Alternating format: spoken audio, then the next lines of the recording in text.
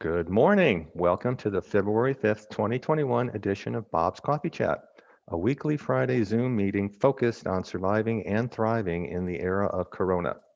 I am your host, Bob Bednarz, and today's presentation is Getting Back to Peak Productivity with Scott Bowman.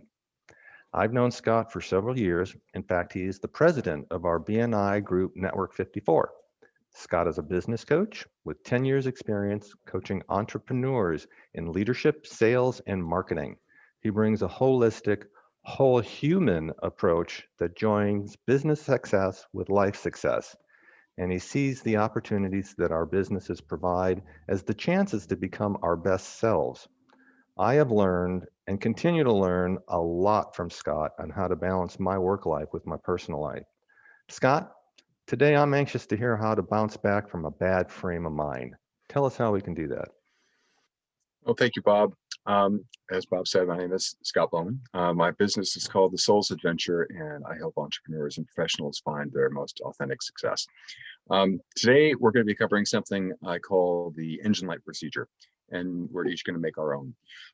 You're going to need to do a little writing during this, so I'd encourage you to have a pen and paper handy.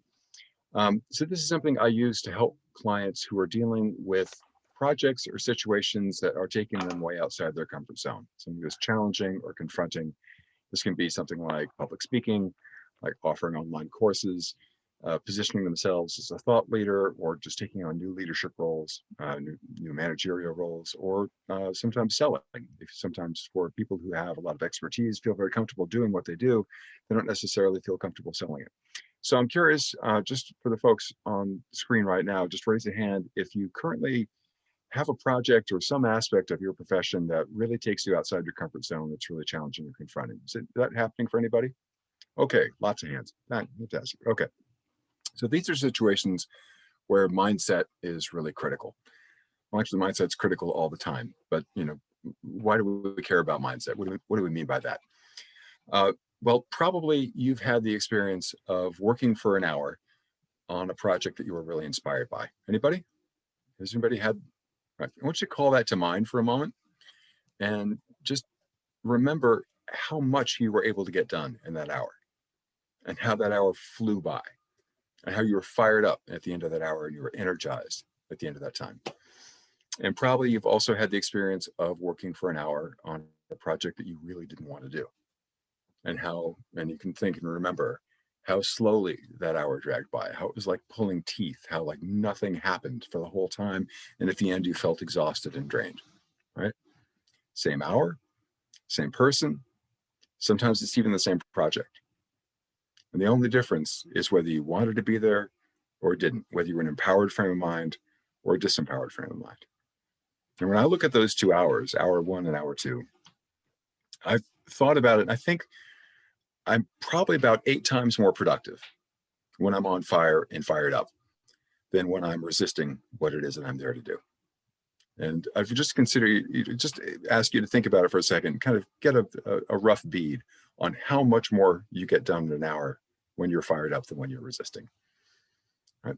So the biggest change you can make in your productivity isn't about how organized you are or how much time you spend working. It's how much time you spend in that first hour and how quickly you can get back from that second hour to that first one, right?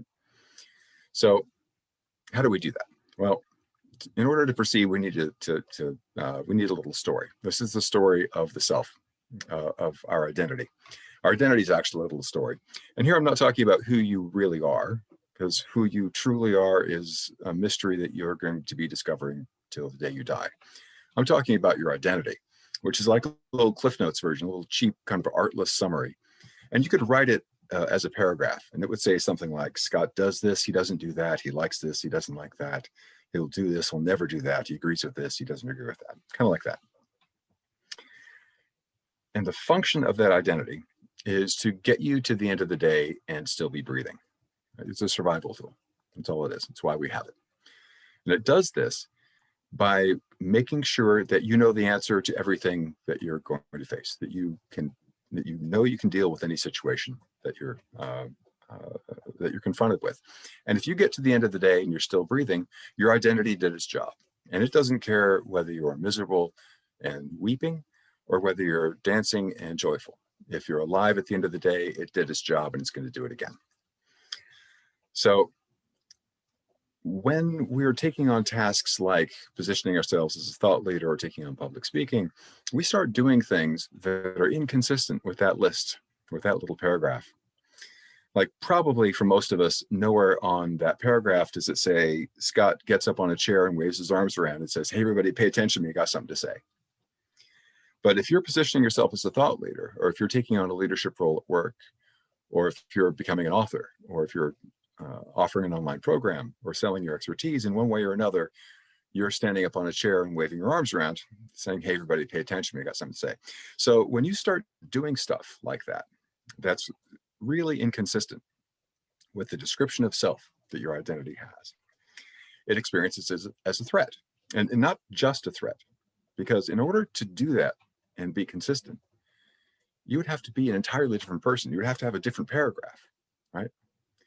So your identity looks at that behavior and says, hey, if you do that, not only do I not know that I can get to the end of the day and still be breathing, I can't do my job, but I don't even know who I would be, right? So it occurs as a death threat. It occurs at an existential level of threat. And this is why very often when we have projects that take us outside our comfort zones, even the most innocuous actions, like recording a video or putting a post up or a meeting, can occur as an existential level of panic. And we just get this outsized fear response. And I'm curious if anybody has experienced something like that. Anybody? Couple hands? Few hands. Okay, there we go. So what happens when our identity experiences this threat is it starts to try to resist this activity. It doesn't want us to do this, right? Its job is to keep everything the same. So the way that it resists is really wonderful because it's varied and interesting. And I call this when our shadows come out to play. So some of the ways that our identities resist are they will whisper in our ears and they'll say things like, who you would offer this? Why would someone buy it from you when they can get it from someone else? Who do you think you are? Imposter syndrome, right? And they'll whisper in such a way that you just kind of stop and lose your oomph. Or you'll get distracted and find yourself on Facebook or Twitter. Anybody find themselves doing that stuff? Right. Anybody with imposter syndrome? Anybody have that one show up? Yeah. Or sometimes we'll just outright avoid it. You find yourself in a YouTube hole or binging on Netflix or eating until Tuesday or dusting the house. Anybody, any takers there? Yeah. Okay, so I kid you not, up until very recently, my favorite way of avoiding something that I really needed to do was to watch knife making videos on YouTube. I don't make knives, I don't own knives. I just found it really hypnotic to watch these craftsmen pounding hot metal. I have no idea why. Another way that we like to avoid things is something I call doing the wrong thing right, which is, well, I'm not going to do that thing because that's too scary. So I'll do a bunch of other stuff that I know how to do. And at least I can feel good that I'm getting something done. I'm just never moving that project forward. Does that land for anybody? Yeah, bunch of nodding heads. Okay, so what I want to do now is just give you a minute and a half or so to write down how your shadow comes out to play. Like when you're feeling confronted, when you're pushed out of your comfort zone, what do you find happening? What's going through your head, or what do you find yourself doing? So just take about a minute and a half and write that down.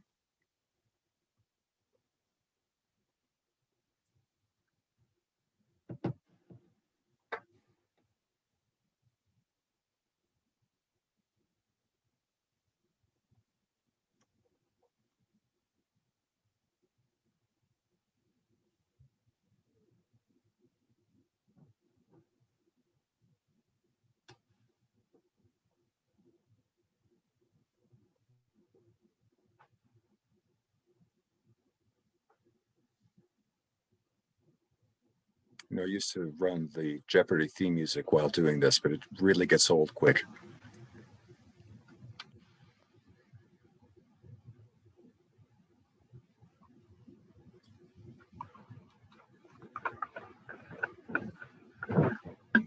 Anybody who's complete with that, just show me a hand so I can see how we're doing. Thank you.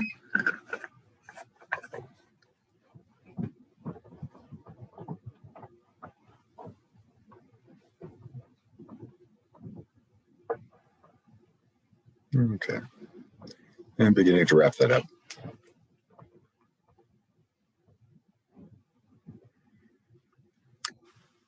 All right, I'm curious now. If you would, does anybody want to share some of the things that you found on your list? How does your shadow come out to play? Zoe Marie. Oh, you're muted. You're still muted. Can you unmute yourself? There you go. Yeah, no, I'm really good at avoidance behavior. It's one of my specialties. When I hit a project, like, especially when it comes to technology, I mean, when I'm with bodies and with people, I'm fine, but doing all that other stuff. Anyway, yeah, so it's, you know, sometimes it's like a really good excuse to do self-care. I'm going to go take a walk because I need to get outside and I need to take care of me. Or the laundry, or the dishwasher needs to be emptied. The dogs need to be pet or to be bathed, or, you know, there's always plenty to distract. So. Yeah, there's always something to do. Thank you, Zoe Marie. Leslie, what'd you have? Thank you. Sorry, we've got a little echo coming from you, so if you could remute, that would be great. Okay.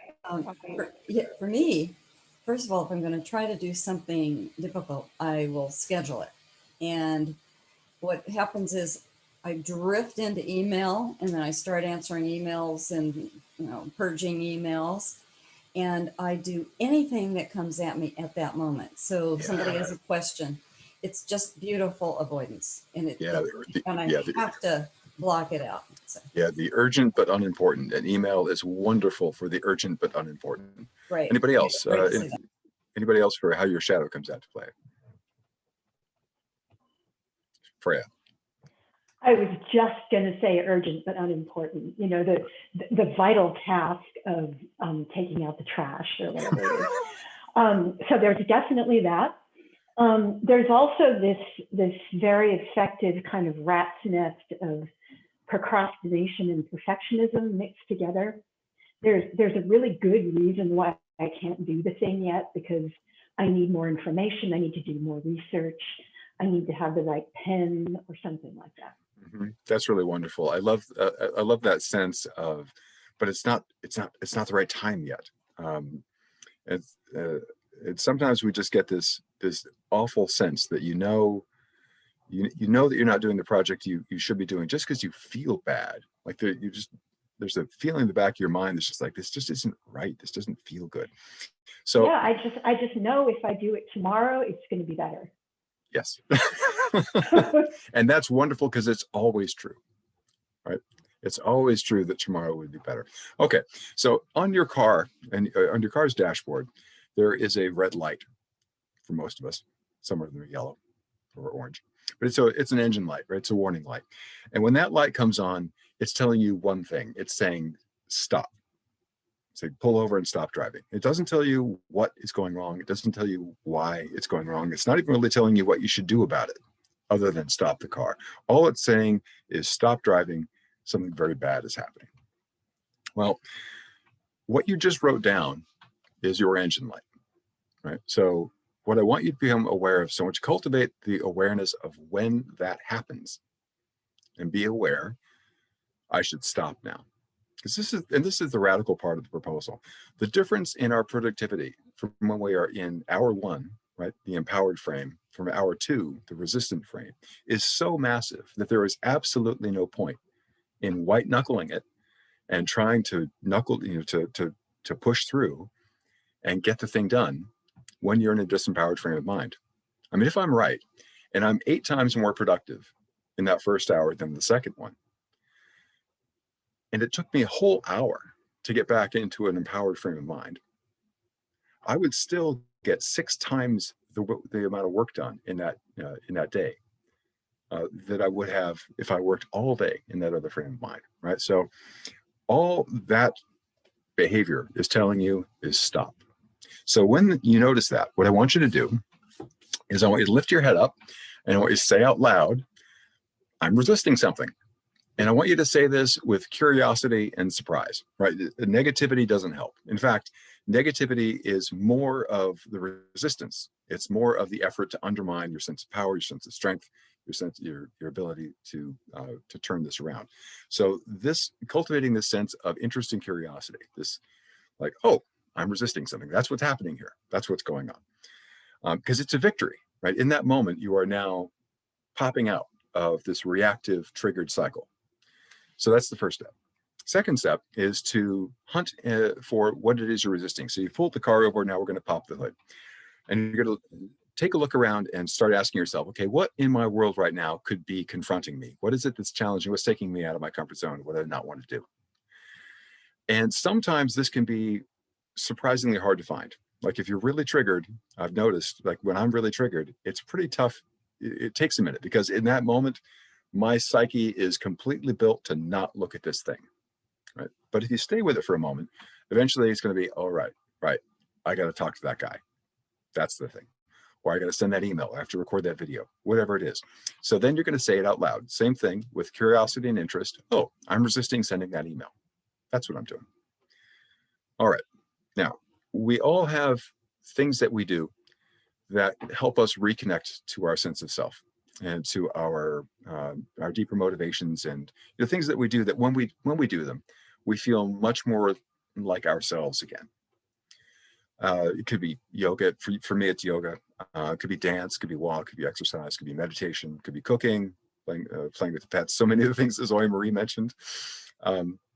Or it could be time in nature. I don't know what it is, but what I want you to do now is just take a moment and write down what it is that you do to reconnect with your sense of self. What has you feel grounded and centered and back in touch with your deeper motivations. So just go ahead and spend a minute with that.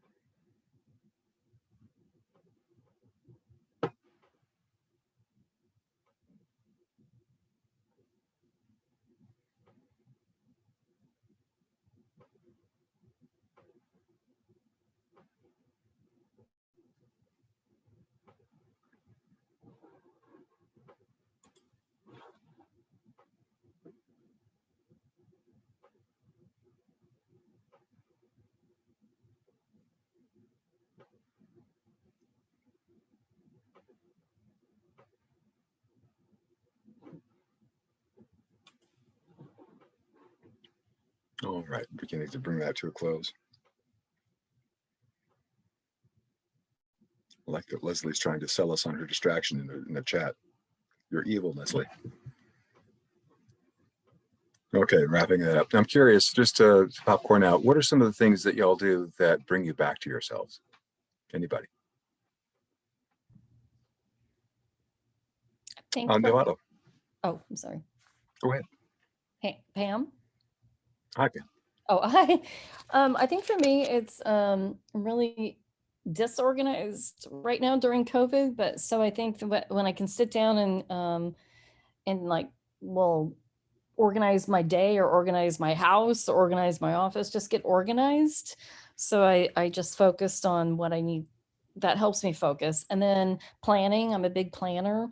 Mhm. So if I don't feel like I have this to-do sheet here, or at least something that I'm working towards, I feel kind of distraught. So I like to organize and plan. And then even talking to a friend, I guess, someone, Mhm. especially someone I haven't talked to in a long time, who then instills like, no, you're this, you're that, and helps build that confidence, especially if I haven't talked to him for a long time. That just helps kind of rebuild me, because by the end of the week I'm sort of just torn down, so it kind of helps building back up. Yeah, that last one, like our friends, there are people that we talk to, and after we talk to them, we feel more connected to ourselves. We feel more like ourselves. And then there are other people that we talk to that it goes the other way. We feel more off center and a little more confused. So those people are really priceless, aren't they?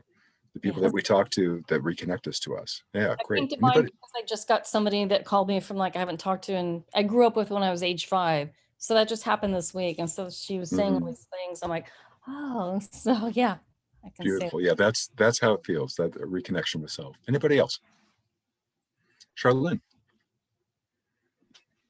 As I was doing this, I was surprised that one of the things that brings me back to myself is doing a good job at something, which is like the contrary flip to what was disconnecting me in the first place.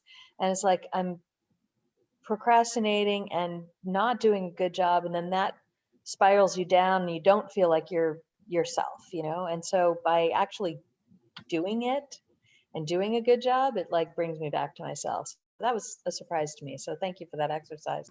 Yeah, that's interesting. I love connecting to that desire as what's going to have you feel positive and know that it will feel positive. That's going to be interesting as your procedure comes together. We're going to keep an eye on that.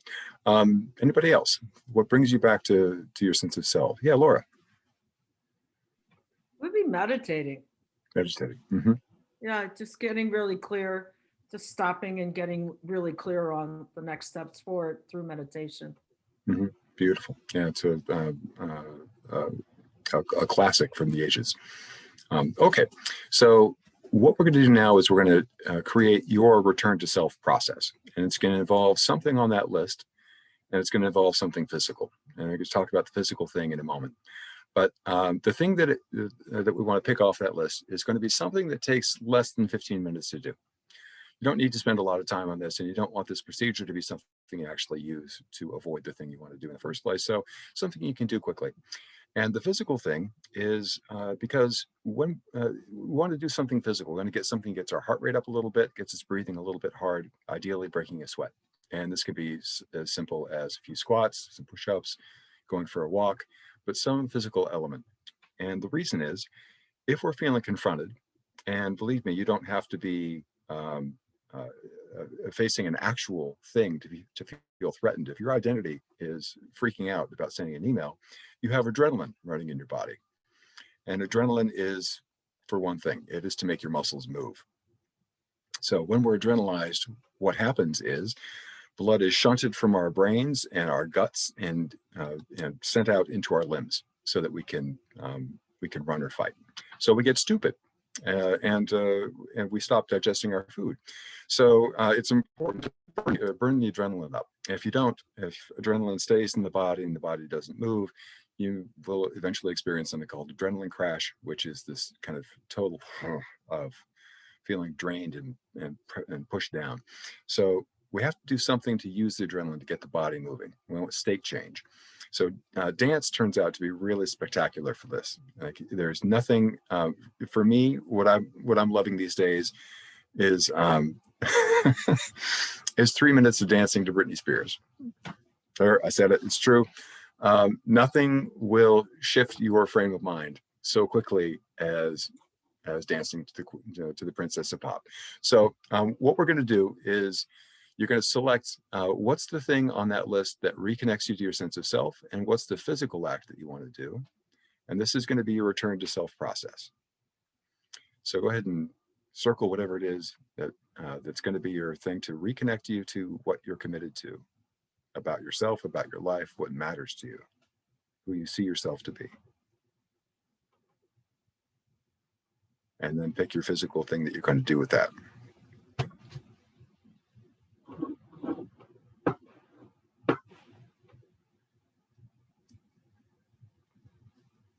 Okay, so the way this goes, all right, first, you're going to notice your engine light behavior. It's like, oh God, I'm watching a knife making video. Clearly, I am resisting something because I don't need to make knives. I don't need to know how to make knives. So what am I resisting? All right, first thing is, head up, speak it out loud. I'm resisting something. What is it? Okay, what might be challenging for me? Oh, I got to prepare for Bob's coffee chat. That's pretty challenging. That's taking me outside my comfort zone. Maybe that's what I'm resisting. Yes, I'm resisting preparing for Bob's coffee chat. All right, I'm going to get up. You're going to move. You're going to do your process, right? Then you're going to come back, and the first thing you're going to do is the next action towards the thing that's confronting you. So now we're going to talk about next actions. Now, we could spend an hour on next actions alone, but we're just going to touch on them here. So a next action is the answer to the question, if you were to work on this thing and nothing else today, what's the very first thing you would do? So a next action is something that it's a step that is so well defined that it takes no thought at all to do it. So a way into this, and this is a distinction from David Allen's Getting Things Done that I just absolutely love. Let's say that the thing on my list is I've got a cavity and I got to get my tooth fixed. And I'm looking at my task list and it says, fix your tooth, get your tooth fixed. Well, that's not actionable, is it? Because I don't know how to fix my tooth. I can't fix my tooth. Can't get my, how do you get your tooth fixed? It's like, so when we have a project where it's the next step isn't actionable like that, our brain tends to just kind of bounce off it and do something else. So very often the reason that a project that we have isn't moving forward is because we don't know what the next action is. So, taking the dentist example, if I were to do that and nothing else, what's the first thing I would do? Well, I'd schedule an appointment with the dentist. But wait, I don't have a dentist. So how am I going to get a dentist? Well, Bill and Sue both went to the dentist and they were pretty happy. So I'll get recommendations from them. So I just got to email Bill and Sue. It's, oh, but I don't have Sue's email address. But Daniel did copy her on that email to me. So now my next action is to open Daniel's email and get Sue's email address. And that's the next action on the project of getting my tooth fixed. So when I'm looking at my task list and it says get tooth fixed, nothing happens. When it says open Daniel's email and get Sue's email address, that happens like that. Right. So you'll know that you've got to the next action because you almost want to do it right away. It just feels like, oh, right. There's no resistance to it. And then the kicker is, if you don't know what the next action is, the next action is to figure out what the next action is. And that seems really obvious, but it's amazing how often that step doesn't happen, right? And usually this is because we assume we know what the next action is. Like I assume when I look at fix my tooth that I know how to do that because I've had cavities before and I've navigated it through and I should know what that is. But if it's not clear, if it's not actionable, we're just going to bounce off. So if you don't know what the next action is, that's what there is to figure out. What's the very next thing I would do? So again, the question to answer is, if you were to work on this project and nothing else today, what's the very first thing you would do? So you're going to come back from your return to self routine and you're going to figure out what the next action is on the thing that's confronting you. And then you're going to take that action. And then you get to do whatever you want. So after that, you can go back to resistance. You can go back to the knife making videos. You can go back and do whatever the hell you want. And the reason is, this is about being a choice. This isn't about forcing you to do something you don't want to do. You're making you do the hard thing. This is about getting the hard thing unstuck so that it occurs to you as actionable and you occur as powerful in relationship to it. And then it's about being at choice and being an agent in your life and being able to choose what you want to spend your time on and what you don't. Now, once the specter of resisting the thing is out of the way, usually what we want to do is get it done. And usually what we do once we take an action is we want to take more action. But the really important thing here is that you get to be at choice. So just to kind of go over the whole thing, once again, the behavior comes up, you notice it, that's your engine light. You stop. Lift your head up without any negativity, with interest and curiosity. Oh, I'm resisting something. That's what's going on. What am I resisting? You identify the thing that you're resisting. You name it out loud. I'm resisting preparing for Bob's coffee chat. You get up, you get away from where you were working. You do your return to self procedure. You come back and you figure out what's the next action for preparing for Bob's coffee chat, and you take that action. Okay. And then you get to do whatever you want. And that's it. It's a simple thing.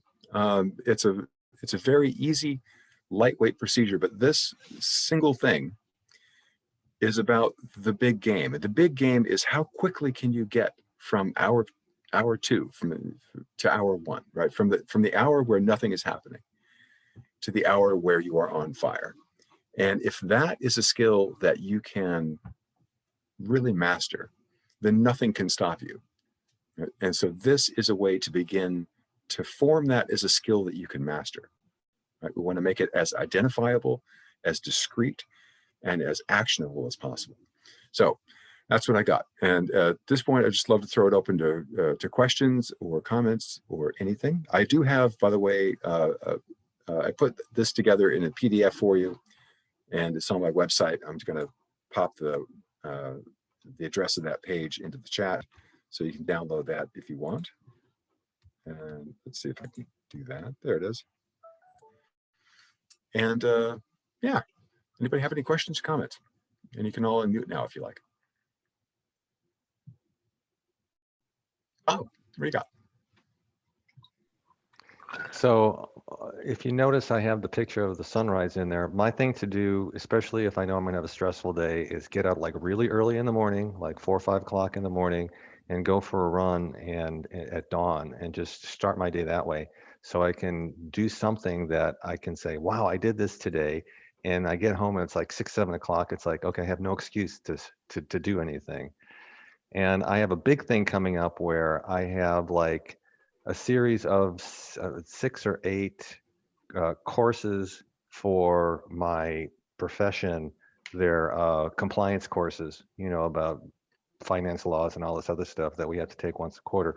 And they all came due, like they're all coming due on February 14th. And I've been so busy lately that I've been putting it off to like this weekend, but this is supposed to be this gorgeous weekend. And so I'm thinking about this going, okay, I'm going to go and just like hang out and walk all the way to the Golden Gate, through Golden Gate Park to the ocean and back tomorrow, and then just save it all and crash through it on Sunday.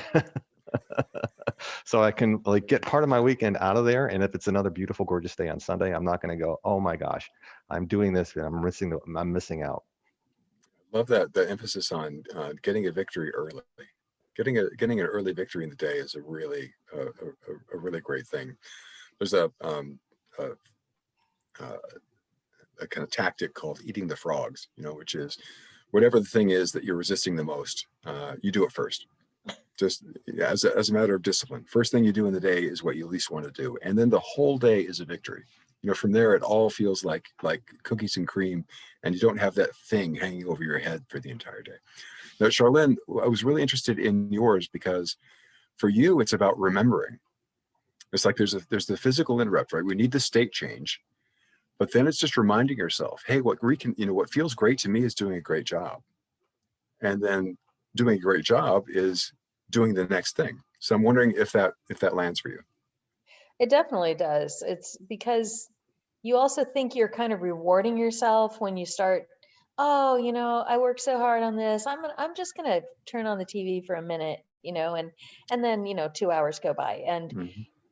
And so, and that doesn't feel good. You know, the reality is that it doesn't feel good, and you know it, but you think you're rewarding yourself. And, you know, you could say the same thing with food or with, you know, all of the distractions that distract us from that thing that we're resisting. So this really resonates with me, Scott, and I really appreciate it.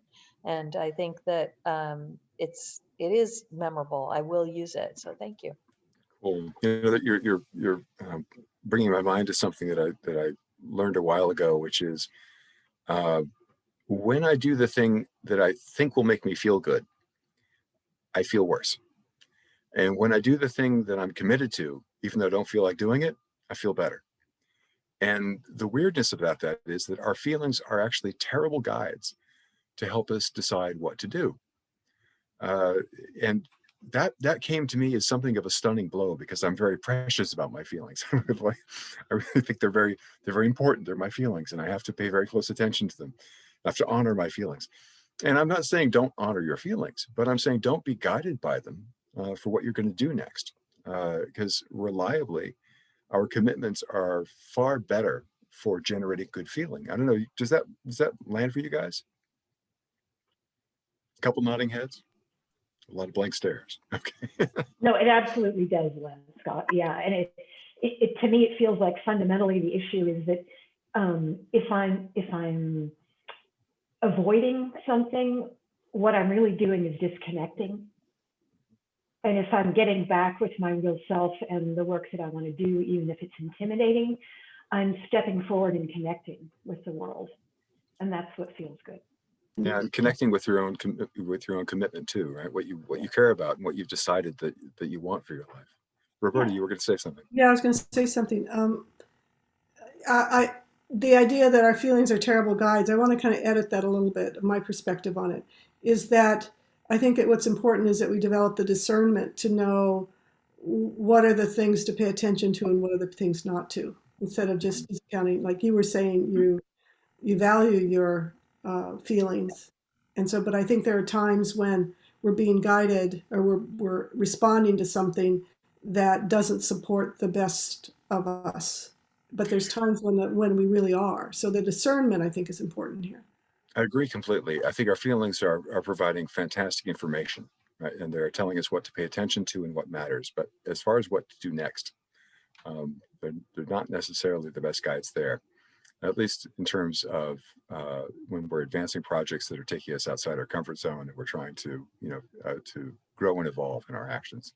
I think I saw a couple of hands there. Did I see somebody? Yeah. Yeah, Bob. Yeah, I think very valid inputs, guys. Great inputs. The thing that occurs to me, and I am a feeling person, even though I'm an engineer by background, I feel the world. It occurs to me strongly that I can't run my life and my business just by my feelings. So I would agree with Roberta that you have to listen and you have to, your feelings are telling you something. Where I differ though is I can't run everything by my feelings. And what we find in our business is that a lot of our customers have a harder time sometimes because they're running by feelings. Well, the good news is today your feelings might be great, but the bad news is tomorrow you might feel terrible. So it causes a certain instability, I would suggest. I agree. I think, yeah, our feelings are great guides for what we should commit to. Yeah. Like what's true for us and what we need to put our energies to creating. But then in terms of the process of getting there, that's where higher order thinking can really play its part. Zoe Yeah. Marie, you had something? Okay. There you go. One of the things that works for me personally is when you talk about feelings, I actually work with a lot of viscera imagery and movement. For instance, swing your liver and it'll help your spine roll. But when I find that I'm resisting, I would just stand still, close my eyes, and ask the question of my body and say, tell me, is this what I should do right now? And if the body sways forward, it's kind of a yes, but sometimes it'll like go back and it's a no. And sometimes it's just neutral and then you just got to go back to your mind. But the mind and the viscera should be in communication. So it's not all thinking, logic, planning, but it's also viscerally, and maybe you call that feelings, but to me, I actually can feel things, say, in certain parts of my gut that'll say, eh, or yeah. And so that's just a tool that I have learned to use. It's very organic and very, I don't know, it gets me out of just too much analyzation thinking all the time and then making lists and feeling bad if the list doesn't go through. I mean, it just kind of like, it guides me a little bit in balance to the other side. I think lists are great, but it's just sometimes I get too into that check, check, check, check, check. And yet, yes, that sometimes that feels really accomplishing, but at the same time, does it feel good internally?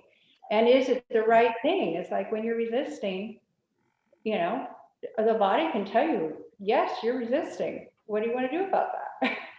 So here we're asking the word feeling to do some heavy lifting, because when I'm saying our feelings are terrible guides for our actions, I'm talking about that sense, that imagination of what's going to have me feel good. And you're talking about the somatic response, which is a tremendously accurate guide to what the animal is experiencing, right? What the self is. Yeah. Okay. Yeah. I get it. Okay. Thank you. And yeah, and I love the somatic response is a tremendously interesting and quick and accurate guide as to how we are in response to something. But in this term, when it comes to moving towards something that could be confronting, we could actually find that we're feeling a contraction as we contemplate doing it. Like as I'm moving towards this, there's some fear, and I might feel contraction. So there is in process towards those things that are taking us to our edge, there's this point of negotiation about we have to move somewhere else to find the way through. Because if we just listen to that contraction, we'll never move towards those things that, Right. that are And going to draw us forward. sometimes too, that contraction is actually an opportunity for growth. So, and recognizing when it's a bad thing and to avoid, and when it's actually just an opportunity is another whole piece of going forward. Yeah, or when it's an authentic no, which is, I think, one of the things that we really can get from the body is a genuine, like, nope. And if we can learn to recognize that in our bodies, it's a tremendously helpful tool. Yeah, it kind of takes a little bit of the, to me, it takes a little bit of the inability to make good decisions. And I've never been a great decision maker. So sometimes for me personally, the body is much better at making those decisions in my head. Well, I would argue that that makes you a good decision maker. Well, okay. Thank you. Anybody else? Any other? Yeah, Mike. Yeah, thanks, man. The one thing that stood out to me is just the just taking that first step. I mean, for me, it seems small, but it's actually huge to go from that homeostasis stuck place to being in action, and can just represent like an accomplishment in and of itself and just get you on that other side, you know. And then it's like, well, then you just take the next step after that. But yeah, I think that's like super powerful to have that shift, that internal shift. Yeah, it amazes me how much of a difference that one action can make, right? And I think that's why it's important to make it so small that we can really commit to doing it, right? And not like, I'm gonna finish that project. It's like, no, just gonna do one thing. You're gonna identify the next thing, you're gonna do that, and then you're gonna be in such a different frame of mind from doing that, that it's much more trustable, right, from there to see what happens next. I'd love to share a comment. Thank you, Bob, first of all, for holding these coffee chats. They're wonderful. And Scott, thank you for this process. I think it's so applicable and appropriate, for all of us, especially in these pandemic times. But your comment you just made, I think for me, the challenge is once you take that break to go do whatever it is that you reconnect, what I find is then I don't want to get back. Once I'm doing what I love, which is my escapism, for example, to get out and go take a hike and go somewhere beautiful. The challenge is having the discipline then and the boundary to say, okay, I have to go back now. You get into a space where you want to stay where you're happy. So I think that's the challenge, is just to have that, as you said, like a 15-minute window or whatever the time frame is, to recharge and get back to the tough task at hand. Yeah, your point is really well taken, and I actually had that concern with Zoe Marie's list, because so much of it was really great self-care, as to what you do, Zoe Marie, when you want to distract yourself. So when we get away and are reconnecting to ourselves, that's the thing that it's like, this is in service. This is in service of coming back to and taking that next action, right? Like, I'm doing this in order to do that. I'm doing this so that I can do that from a place of groundedness and centeredness, not that I'm getting away, but that I'm bringing this back with me. So what I'd ask for the frame change or adjustment maybe for you would be that you're not that it's not an escape. It's actually trying to bring what centers you back into the world of action, right? So you can bring your walk back in with you. And I wonder if that lands for you at all.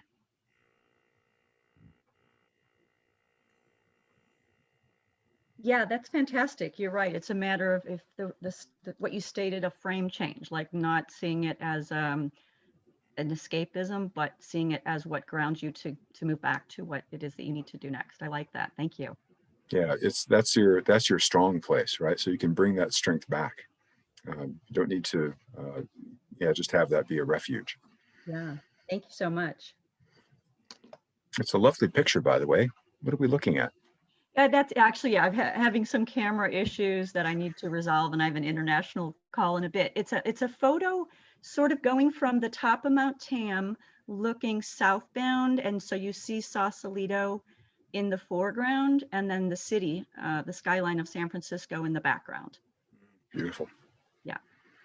So all the people in Marin County would know where that is. If you're not in Marin County, you may not know. Anybody else have anything interesting for them come up in the process? Leslie. Oh, you're muted, Jer. I'm getting unmuted and I just saw I was unplugged and my battery's low. Okay, so I have sort of something I've really been struggling with, which is starting to make marketing videos and, you know, to have really come across as me and I'm kind of a stiff. And so what's happened is that over time, I finally got the approach I want to take. So I'm not me just talking about me. But really to be able to do a very natural video, I feel I need to have copy points, know just what I'm going to say and pretty much have it down. Because if I don't really have it down, so the first thing would be to write the points and not write a script, but just the points I want to make. And then the second thing would be to find the time, take the time to memorize those points well enough so I can go through the flow. And that takes for me a period of days. So what would you recommend? Would I set a time of day to work on my memorizing? I mean, it seems like a big chunk, but it seems to be the only way I can approach this. Yeah, there are a couple things that occur for me. One is that they're speaking extemporaneously into the camera, and that will get you so far. And then there's having a set of talking points or a script. And if you're doing that, then you have to work it so much to get it to the point where it sounds natural. Yeah, exactly. That it feels like you're not doing it right. Yeah, and that is, it's the same as learning how to play a piece on the piano. You know, you can't play the piece right until you've played it so many times that you hate it. It's kind of like that. So two things though. One is being clear on who you're talking to is really, really helpful, because it's not about you. And if you make it about you, it's much easier to have it become something that's stiff and feels weird and self-conscious. But it's in service to the people you want to talk to. So if you are more and more focused on who they are, what they need, how you can help them, it's easier to get out of that sense of it being a bind about yourself. And it's cheesy, but I swear it can actually work. For some people for whom the camera itself is something of an impediment, print up a picture of one of your ideal clients or of a friend and cut the eye out and put it over your camera. So you can actually. Oh, you know what? It actually might help. No, it totally works. And then have a conversation with your friend, because we are meant to connect to people, not to little black dots. So, do whatever hacks you need to. Actually, sometimes it's really good to have a friend standing behind the camera and talk to them. But make it a human-to-human interaction, and then do it more times than you feel like you possibly could. You know what? Thank you. That actually helps me break that loose. That's great. But every time you do it, you record the video every time, because you never know which take it's going to be. So it isn't about rehearsing; it's about just recording lots and lots of takes. At least that's how it works for me. Super. Thank you so much. And that's super. Scott, I think on future coffee chats, I'm going to put your picture right behind the screen, so I'm talking to you. Great idea. Yeah. Zoom is a nightmare for that, right? Because all of our pictures are off to the side. So I'm looking at Leslie, and I look like I'm looking out the window, and I'm looking up here, and I can't see any of you. It's a very peculiar experience, very unnerving. Yeah. Well, here we are. I guess that's Bob. I'm going to hand it back to you. I think I did as much damage as I could. Well, that's very good. Very good presentation, Scott. I really learned a lot today. So I'm always indebted to you for making my life a little more pleasant. And thank you, everybody, for attending today's coffee chat.